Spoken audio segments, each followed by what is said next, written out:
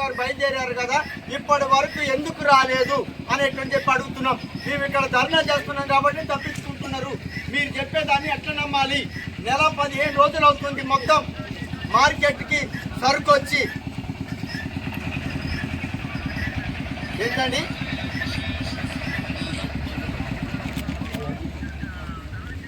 ఎప్పుడు ఎన్ని రోజులకి ఇస్తారండి డబ్బులు? ఎన్ని నెలలు పడుతుంది కొనుగోలు చేసిన తర్వాత?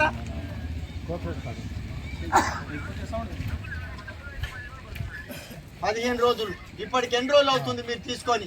నెల 10 రోజులు అవుతున్నది. 15 రోజులు అంటుంది కదా జిల్లాలో మీరు మార్కెట్ ధాన్యాన్ని కొనుగోలు చేసి. నెల 10 రోజులు అవుతుంది. కుండాల కేంద్రంలో ఉన్న మొక్కజొన్నలు ధాన్యాన్ని వెంటనే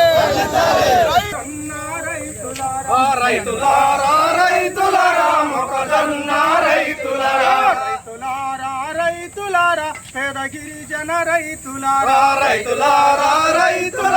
పేద గిరిజన రైతులారా ఆరుగాలం కష్టం చేసిరా మా రైతులారా, పంటగాలం కష్టం చేసిరా మా రైతులారా, మొక్కలల్లో మొక్కై వస్తిరా మా రైతులారా, మొక్కలల్లో మొక్కై వస్తిరా మా రైతులారా, అమ్మపోతే అడివాయా తుకాలల్లో మోసమాయే, అమ్మపోతే అడివాయే తుకాలల్లో మోసమాయే, రైతులారా రైతులారా మొక్కజొన్న రైతులారా, రైతులారా రైతులారా మొక్కజొన్న రైతులారా, పగలు కాపల చేసి కేంద్రానికి ధాన్యం తెస్తే, పగలు ధాన్యం చేసి కేంద్రానికి ధాన్యం తెస్తే, పగలు కష్టం చేసి కేంద్రానికి ధాన్యం తెస్తే, పగలు కష్టం చేసి కేంద్రానికి ధాన్యం తెస్తే, రోజుల తరబడి కాపల చేసి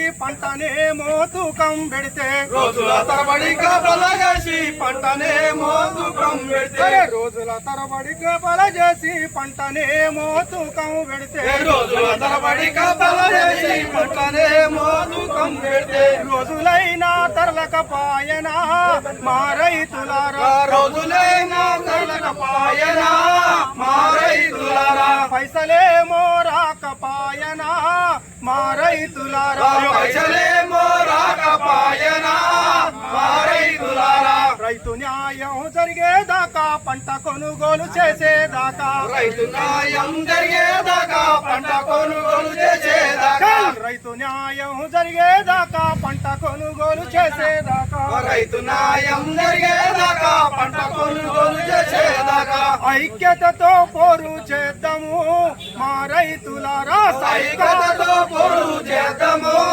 మా రైతులారా, సర్కారు మెడలు వంచుదాము మా రైతులారా, సర్కారు మెడలు వంచుదాము మా రైతులారా, రైతులారా ధాన్యాన్ని తరలించకపోవడం సిగ్గు కొనుగోలు చేసిన మొక్కజొన్న ధాన్యాన్ని తరలించకపోవడం సిగ్గు కొనుగోలు చేసిన మొక్కజొన్న ధాన్యాన్ని తరలించకపోవడం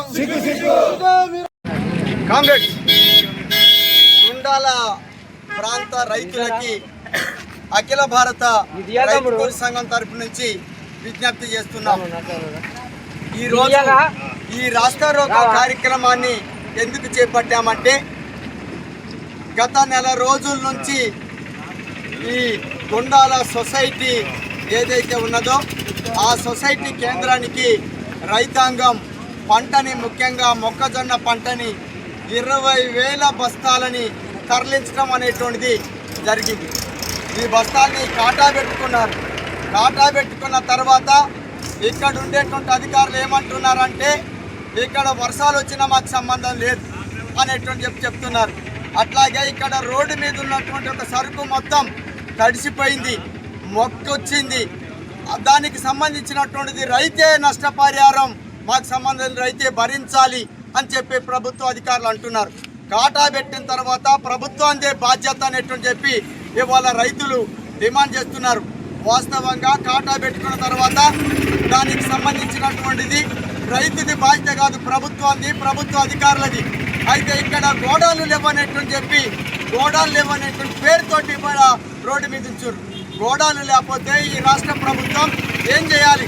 ముందు గోడాలు ఉన్నాయా లేవా అనేటువంటి చూసుకొని కొనుగోలు చేయాలి. మరి ఇక్కడ గోడాలు లేకపోతే మైదాన ప్రాంతంలో ఇల్లెందు లాంటి కొత్తగూడెం లాంటి ప్రాంతాలలో గోడాల్లోకి ఇప్పటి వరకు ఎందుకు తరలించలేదని చెప్పి ఈ ప్రభుత్వాన్ని అడుగుతున్నాం. అందుకోసమే ఈ ప్రభుత్వం ఇక్కడ నెల 15 రోజుల నుంచి కొనుగోలు చేసిన తర్వాత కొనుగోలు చేసినాక 15 రోజులలోనే రైతుకి డబ్బులు ఇస్తామనేటువంటి చెప్పారు. కానీ నెల 15 రోజులైనా ఇప్పటి వరకు డబ్బుల్ని ఈ ప్రభుత్వం ఎందుకు చెల్లించలేదు అనేటువంటి చెప్పి అడుగుతున్నాం. అట్లాగే మధ్య దళారీల పంటని రైతు దగ్గర నుంచి మార్కెట్ రేటుకు భిన్నంగా కొనుగోలు చేసి రైతుని నిలువు దోపిడీ చేసుకునేటువంటి విధంగా వ్యాపారులకి తోడ్పడేటువంటి విధంగా ఈ ప్రభుత్వ అధికారులు వ్యవహరిస్తున్నారు.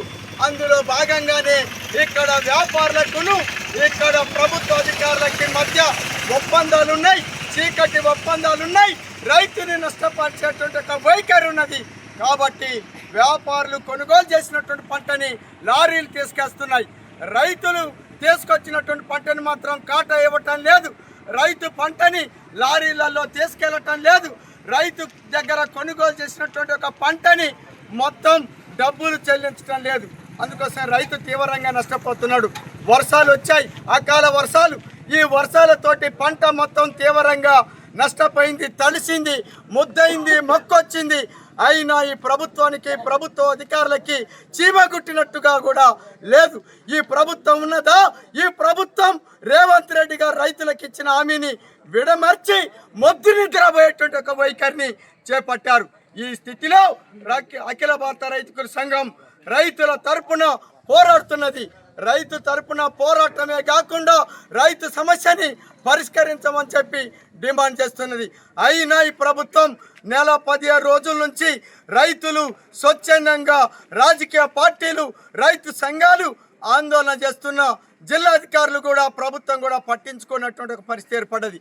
ఈ రోజు రస్తారోకో చేస్తే ఇక్కడ ఉండేటువంటి ఎంఆర్ఓ గారితో కలెక్టర్ గారు మాట్లాడి హామీ ఇచ్చారు.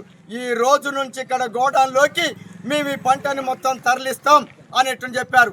ఎట్లాంటి రైతుకి లారీ కానీ ట్రాక్టర్ కానీ అమాలి ఛార్జీ కానీ ఏ ఒక్కటి కూడా మేము ప్రభుత్వమే భరిస్తే తప్ప రైతులు పెట్టుకోమని చెప్పి అడగం, అది మాది బాధ్యత అని చెప్పి ఎంఆర్ఓ గారు మనకు హామీ ఇచ్చాడు. ఈ రోజు నుంచి రేపటి వరకు ఇక్కడ పంట ఉంటే అడగండి అనేటువంటి చెప్పి అడిగాడు. ప్రభుత్వ అధికారులను కూడా పిలిపిస్తున్నాం అనేటువంటి చెప్పి మనకు హామీ ఇచ్చారు. ఇక్కడ మీడియా ముందు, పోలీసుల ముందు, అందరు రైతుల ముందు ప్రభుత్వ సాక్షిగా ఈ ప్రకటన ఎంఆర్ఓ గారు చేశారు.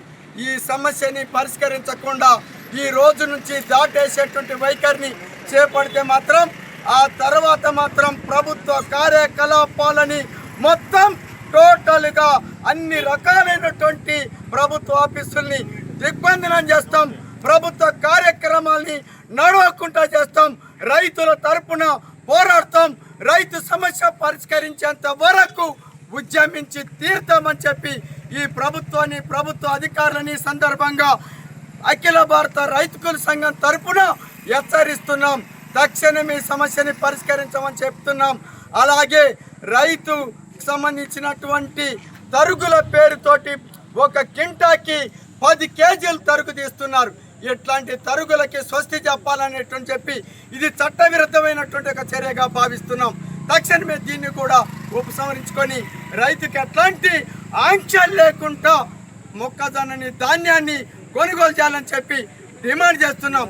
ఈ సమస్యని పరిష్కరించకుండా ఇదే వైఖరి అనుసరిస్తే రానున్న కాలంలో దశల వారి యొక్క కార్యక్రమాన్ని చేపడతాం. రేపు అఖిల భారత రైతు సంఘం ఆధ్వర్యంలో జిల్లా వ్యాప్తంగా సడక్ బంద్ కార్యక్రమాన్ని ఇచ్చింది. ఈ బంద్లో రైతాంగం అంతా పాల్గొని జయప్రదం చేయాల్సిందిగా పిలుపునిస్తూ ముగిస్తున్నాను.